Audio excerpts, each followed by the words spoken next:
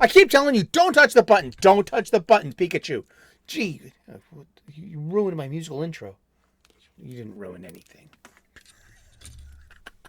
I'll keep forgetting we're not in love anymore. I'll keep forgetting things will never be the same again. That's right.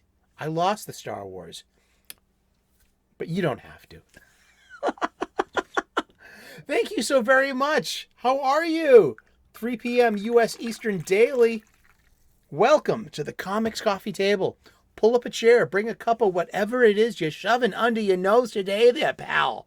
Tough guy, sizzle chest, chowder head, turkey pockets, however you identify with on the grand spectrum of humanity, on this earth and beyond. Pre-recorded, but before a live studio audience of my stuffed animals from our Boston studios, we bring you the Comics Coffee Table. That's a good cuppa. Pull up a chair, grab a cuppa. What are you drinking today? Let me know in the comment section or in the chat. At the coffee table, there would always be a stack of books. My friends and I would always congregate at our coffee table. There would always be a stack of books on the coffee table. Seriously. Did I put that back right? Oh no. There's like Tetris blocks here. Seriously. Pulled one down. Jenga. There would be a stack of video games. There would be a stack of music. There'd be a stack of movies. We're watching the Friday the 13th movies. And there would be a stack of comic books, of funny books. Littered all over this coffee table of ours that we're trying to get each other to read and talk about and enjoy. That spirit lives on here at our very own Comics Coffee Table, where we take a break from our busy day and we leave the real world's problems over there just for a few minutes. We pull up a chair, we take a break with our friends, and we talk about our hobby. We talk about comic books and embrace some escapism for what its purpose is, what it's for. Not to remind us about the real world and our responsibilities to activist causes and social justice. Go fuck yourself, please. Get your fucking shit out of my shit. Wow, did I mean that? It's Friday. I meant that. Yeah. Here comes the weekend.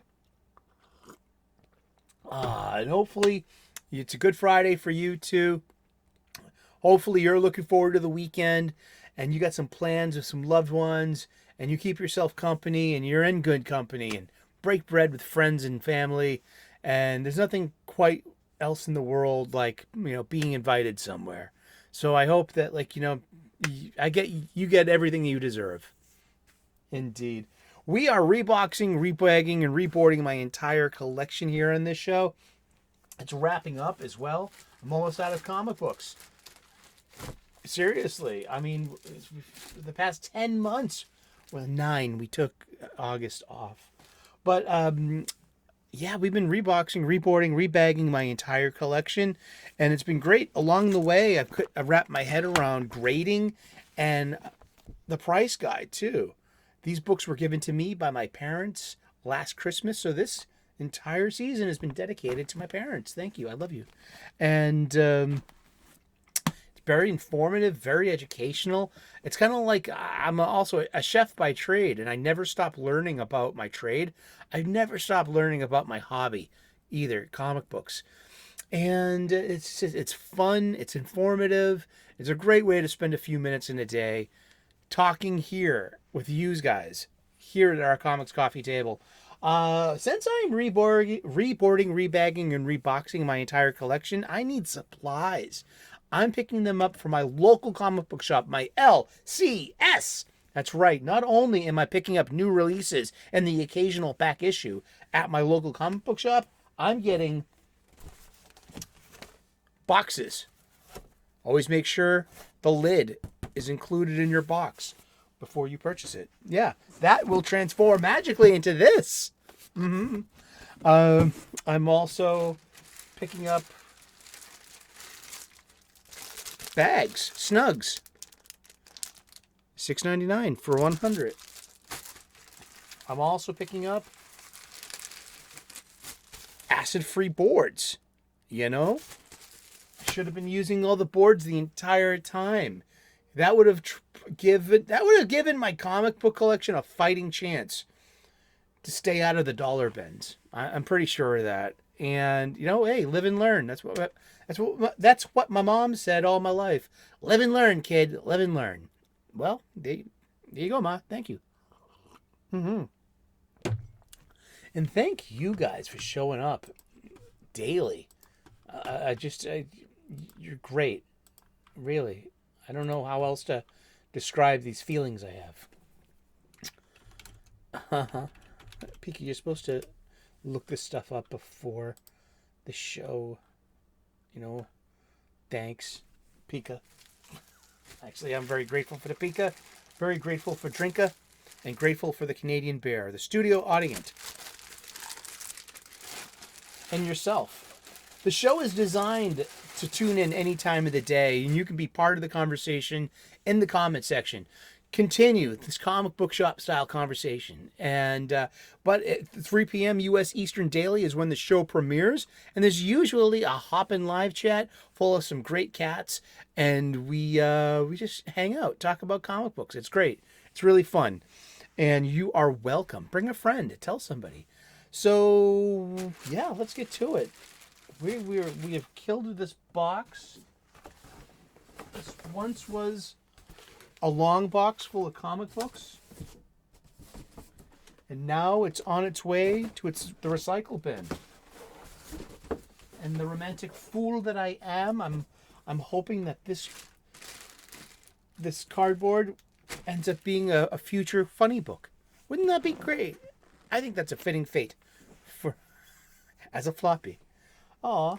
But yeah, so we're finishing up this mostly Marvel box. We've been talking about the new Avengers almost all week. Got a couple issues left. I love this Lionel Francis Hugh art. I was pretty much tuned in from issue 1 of New Avengers.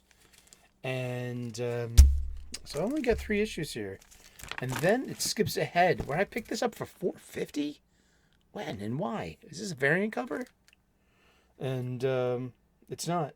I can tell from the last 5 digits of that 048. That's the issue number. 1 and 1. So this is the first printing and the first cover. But it has a board. So let's look at this. It has a trade dress. That's this Dark Rain. We're gonna look that up too. Dark Rain, Marvel. Dark Rain is a 2008 to 2009 comic book branding used by Marvel Comics. It deals with the aftermath of Secret Invasion, which leads to a shift of power in the Marvel Universe towards Norman Osborn.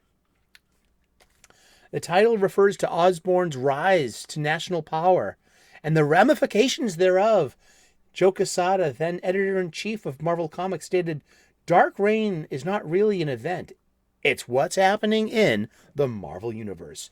He believes that Dark Reign leads to an interesting place in the Marvel Universe, specifically Siege and the Heroic Age, which was like more events. Yeah. And you think you'll see a pulling back at the end of Dark Reign, but you'll understand at the end of it what we're trying to get to. The storyline begins with the release of Secret Invasion, Dark Reign, a one-shot by Brian Michael Bendis and art by Alex Maleev in December of 2008, and in a standalone miniseries, and in some individual issues going on through Marvel comic titles throughout 2009. Let's look at the indicia. Here's your info dump page. Brian Michael Bendis. Billy Tan did the pencils in here. Matt Banning did the inks. Justin Ponser is the colorist. February of 2009. This is New Avengers, Volume 1, Issue 48. Previously in the New Avengers, the shape-shifting alien race known as the Skrulls have failed at their attempt attempted invasion of Earth, but the damage has been done. As opposed to the Secret Invasion Disney Plus show, they only share a name and, you know, the trade dress. I mean, the Secret Invasion, the logo, they reuse that from the comic book. But here, you know, you have Spider-Man in his traditional red and blue. That's Ronin. There's Luke Cage. That's Cap. That's Captain America. That's Robert Buchanan Barnes, a.k.a. Bucky.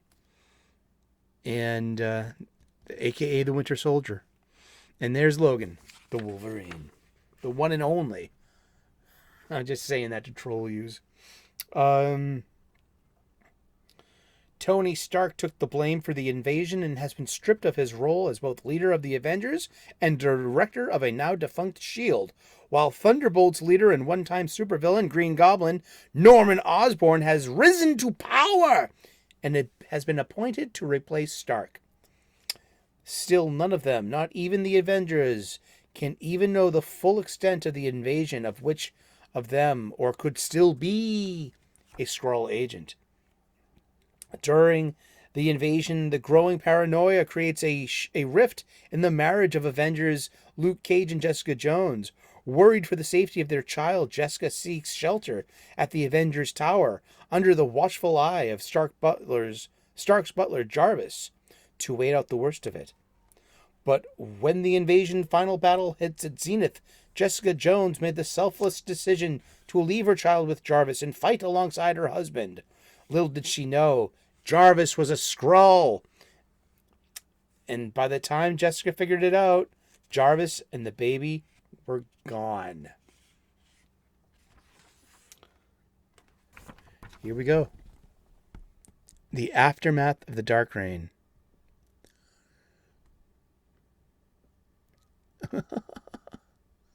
And there's Clint with Bobby, the Mockingbird. There's Wolverine with beer, his favorite beverage. Remember, he's got a healing factor. It was great. My body's a temple. Put beer in your temple.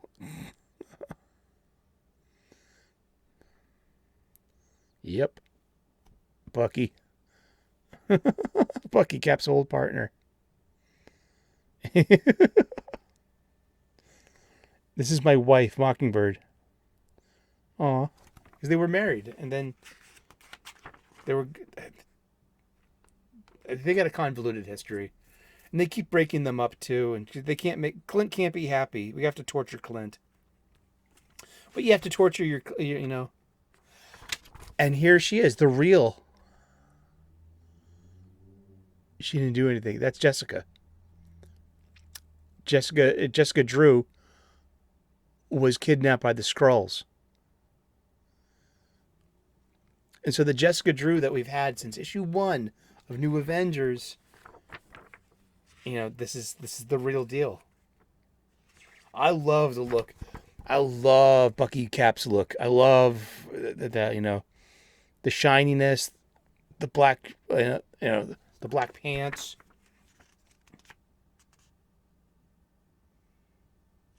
And remember, Carol Danvers and Jessica Jones were best friends.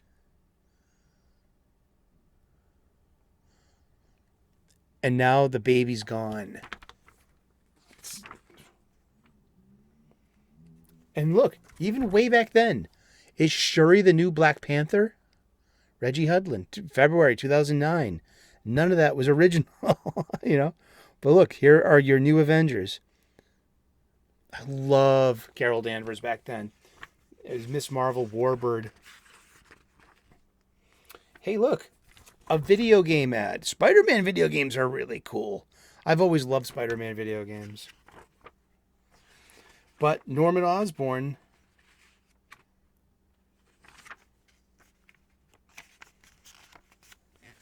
began the Dark Avengers. This is probably one of my favorite things in Marvel Comics. See that? That's an Iron Man suit, but that's the Iron Patriot suit. See that Wolverine? That's Daken, his son. See that? That's Moonstone. That's not Ms. Marvel. That Spider-Man is actually, it's a symbiote. It's Venom. On Mac Gargan, formerly the Scorpion, and Bullseye is fake Hawkeye. And they also got Marvel Boy and the Sentry, and Ares, the god of war, to round this all out. And Norman Osborn taking charge of the Public Avengers team. And this was, I thought, Dark Reign, especially Dark Avengers, was that was peak Marvel for me.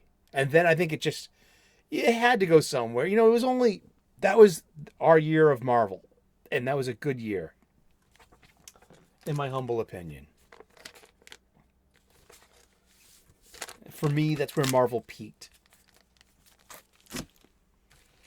I got 3 issues here of 100 Bullets, which went 100 issues. Kind of talked about it once or twice. Brian Azzarello, Eduardo Risso. This is issue 60. Each one of these covers is great. Hey, look, video game ad. I love Eduardo Risso's art. He draws sexy, beautiful women. He draws great fight sequences. He draws interesting people.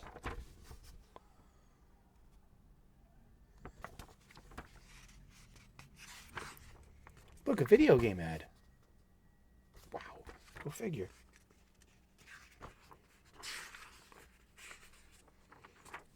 Oh yeah, here's that Matrix ad that is literally 6 pages long. We've seen that a few times. But it's a video game ad. And it's at the center. And it's on glossy paper. And it's right and that's primo real estate. A video game ad. So are you really buying that? Oh, look, a video game ad. Do you really buy it that comic books don't know who to advertise to? Are you buying that? Look, a video game ad. Like, look, a video game ad. Like, we don't know who comics are for anymore.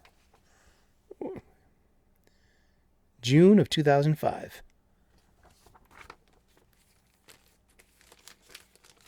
If some stranger comes up to you with a briefcase that has an untraceable gun with 100 rounds of bullets for it, and you can do anything you want with it, what would you do? 100 bullets. That's how it starts off. It sets up this entire huge world and conspiracy in this second age of Vertigo Comics. This wonderful age of Vertigo Comics. And it's just a shame what happened to Vertigo Comics. And but hey, at least we got to have Vertigo Comics. We got to enjoy mostly all of it, you know, and then it just, you know, kind of faded into its own obscurity and was crushed by the weight of its own mismanagement and activism, activists in charge and male feminists pretending to care, you know, and that sounds awful. There are stories behind stories behind stories. Don't believe me. Believe yourself and your own senses. Go out and RTFM, read the manual. You know, check it out your own story. Check out your own angle. Get a couple of different stories and put them together, and you can suss out what's true and what's probably BS. The demise of Vertigo Comics. And we're going to completely end my mostly Marvel long box with 14 issues of Wolverine and the X-Men. Now, I've said it before a couple of times. I am a waxing and waning X-Men fan. I have been all of my life. I basically started buying X-Men comics when I was about 7 or 8 years old off the spinner rack back when they were 50 cents. I became a monthly reader. I like to say that issue 170 is with by Chris Claremont, art by Paul Smith, the famous issue where Storm fights Callisto in the Morlock headquarters underneath the streets of Manhattan and the sewers. And that's when I became a monthly buyer for several years after that. And then I take breaks here and there. And so occasionally the X-Men grow up and out of the mansion and go somewhere else. Or there was the original Fall of the Mutants, where the the X-Men were believed to be dead. Something happened in Dallas. And then they were hiding out in the Australian outback. And then they came back to the mansion, and then things happen, and then they come back to the mansion, and then something like schism happens, and moving out to San Francisco, and then they come back to the mansion, and this is what happens. I got this as a variant cover too. This was $3.99. This was what, 2012? Yeah, let's see. This is Schism. Choose your team. October 2011. Let's look at the indicia. December 2011. There was, not to be confused with the cartoon Wolverine and the X-Men. There was a cartoon. I think it lasted one season, and it was standalone. And yeah, here's what else is going on in the X-Men universe at the time. Rick Remender on Uncanny X-Force. Wolverine, number 18. Jason Aaron, X-Men Legacy, which was formerly New X-Men, which was... So I think it's X-Men Volume 2. That was the Jim Lee big one. And then that became New X-Men. And then that became X-Men Legacy eventually. I think so. I'd have to ask Doc, my panel mate over at Wes's Thinking Critical Comics Aficionado. He's encyclopedic X-Men and information up here and then here. But because Uncanny X-Men, that's been that was one of the longest running comics. But this is a variant cover, and why is it blank? Because you bring this to a convention and you ask an artist and you pay a commission, and they will fill this full of art for you as a commission. So you pay, so this is just, a blank slate. So it's cool. It was, I just thought it was fun. And great art by Chris Bacalo. And yeah, we open up the tale. 1407 Graymalkin Way, Salem Center, Westchester County, New York. And Wolverine reopening the school as the Jean Grey Institute of and now he's the headmaster of the school. And he's like, I don't know what the hell I'm doing. But that's okay. And so we got Kitty as his, the headmistress. And now there are two X-Men teams. And we got Quentin Quire. Hey, look, a video game ad. Quentin Quire is, I think, Grant Morrison's self-insert into the X-Men universe. In a way. What's the name? X-Men Schism. The Wiki! X-Men Schism is a 2011 crossover comic book storyline published by Marvel Comics featuring the X-Men, consisting of a 5-issue miniseries written by Jason Aaron and illustrated by several different artists. Schism was first announced by editor Nick Lowe, who is still, at this time, a big editor over at Marvel, I believe, too. And he's actually, Nick Lowe is the Amazing Spider-Man editor, the group editor for the Spider-Man comics. Yeah.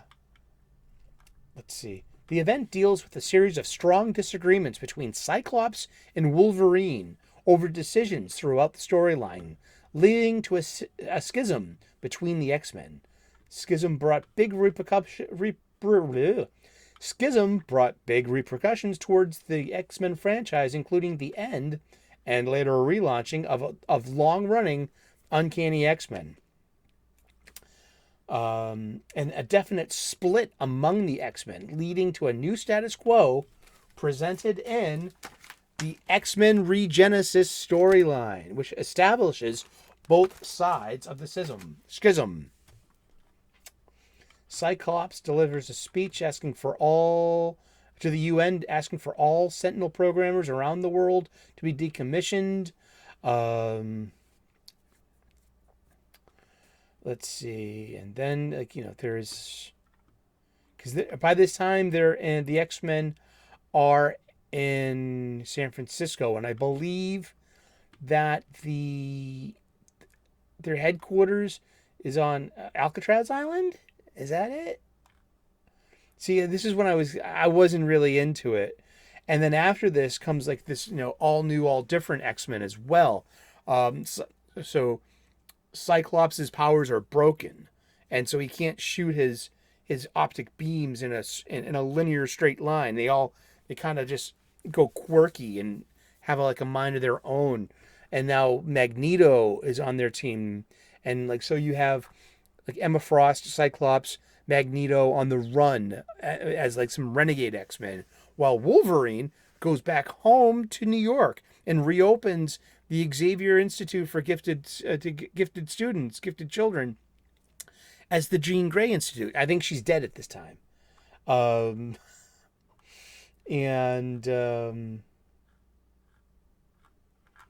Yeah, that's about it. Yeah, and it starts off just like Wolverine is now the Professor X of it all, and Jean and Kitty's with them, and whatever X-Men chose to be on that side. So we've been running on this Civil War kind of thingy, for a while, huh? We've got some Shi'ar kids showing up. Get this great Chris Bacalo art. Love it. Good stuff.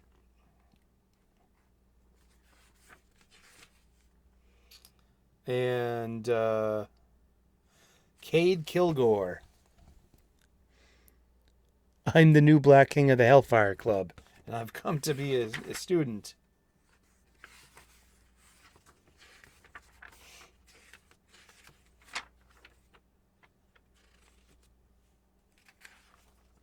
And here comes Krakoa. The real Krakoa. That's an X-Men enemy.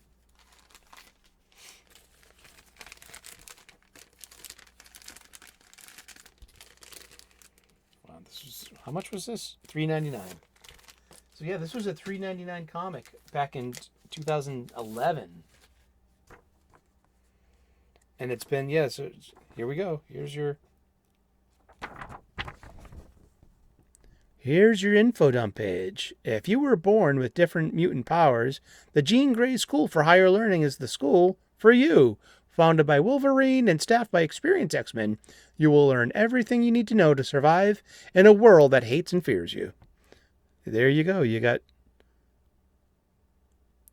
It's Iceman. Iceman and Kitty Pryde, I think, were dating at the time. Rachel Grey. Not Rachel Summers, but that's the same character, though. And Quentin Quire, previously. And there you go. And there's your indicia. Welcome to 2012. The world did not end, as stated in the Aztec calendar. We have a Harley Davidson motorcycle ad. Huh. The ubiquitous milk ad.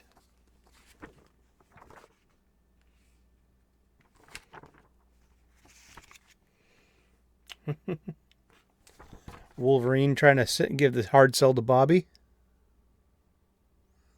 2 weeks ago.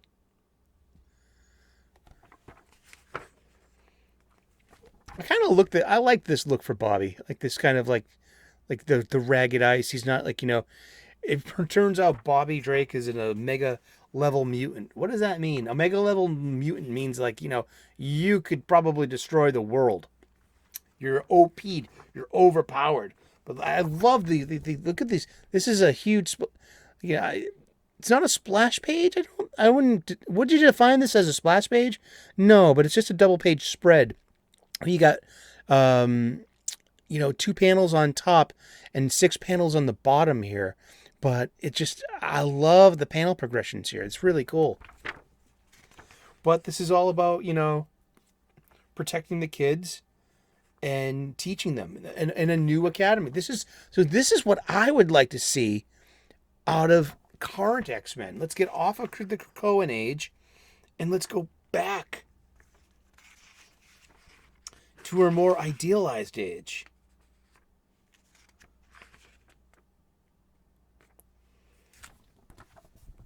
I love this Bacalo art. I really do.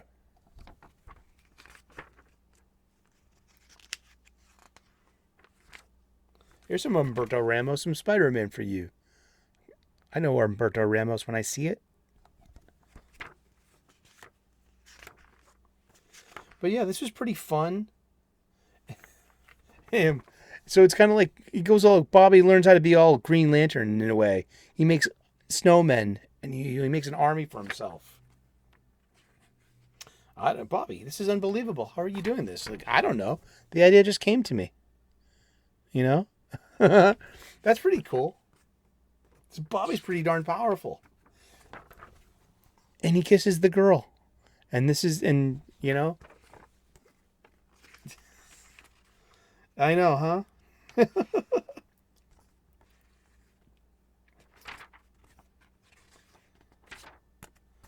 X-Men Regenesis. Yeah, it was a big, to do. Yeah. With a new logo, a new Uncanny X-Men volume. And I stuck with this for a whole year. This is a little bit over a year's worth of Wednesdays. Let's just look at the covers. So yeah, kind of get off the rails a bit. This is Jason Aaron. So I've read plenty of Jason Aaron, I guess. And there's not a lot.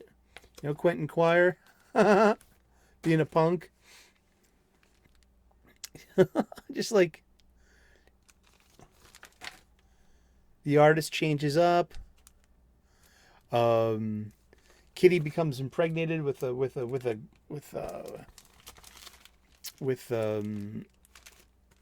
are those things called? I forget. It'll come back to me at like 3 a.m. Brood. And so they have to go into outer space to go to a casino to win money to do this or that or the other thing. And anyone remember Ultimate Spider-Man on Disney XD? I forgot about that. Spider-Man's had so many cartoons. Bacalo comes back.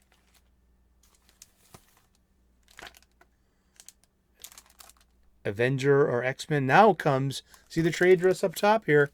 Now we change gears a bit. Now we go into Avengers versus X-Men. And that was the 2012 big. That was it. Here we go. Avengers versus X-Men. Reading order. No thanks. I'll just go to the wiki. And this was a 2012 crossover event. And it involves the return of the Phoenix Force. And this is what breaks Cyclops' power. So Cyclops gets the Phoenix Force. And then after that, his powers are broken. And that's so after after Avengers versus X-Men, that starts the all new, all different age. And that's when it starts getting into just a lot of. I like this cover though. Yeah. It's there's that famous Hulk cover where you have Wolverine's, claws, and you can see Hulk's reflection in that. So I think that's supposed to evoke that quality as well. Red Hulk coming in to kick ass. Yeah. And then here is where I stepped away from it. Yeah, and we have got Amazing Spider-Man, the Andrew Garfield movies, and yeah. And I kind of took a break from X-Men around there, about 2012. I've always kept my finger on the pulse of it. I've always kept in touch with my old friends, the X-Men. I've been, like I said, I've been a reader since I was a kid. all my life. So I take, it's waxing and waning. I take breaks from it. There's so much X-Men stories that I don't know and that I'm just oblivious to. And then there are so many that I know by heart. And that's being a comic books fan for all your life. There's stuff you miss. And it's always brand new if you haven't gotten to it yet. Thank you so very much for spending some of your Friday with us, for spending your break with us. We are the Comics Coffee Table. We talk about comic books every day, 3 p.m. U.S. Eastern, daily. Join us. Like and subscribe if you haven't already. I would love to earn your subscription. And we will see you again in those funny pages. God bless, namaste, and good luck. We'll see you later. Bye-bye.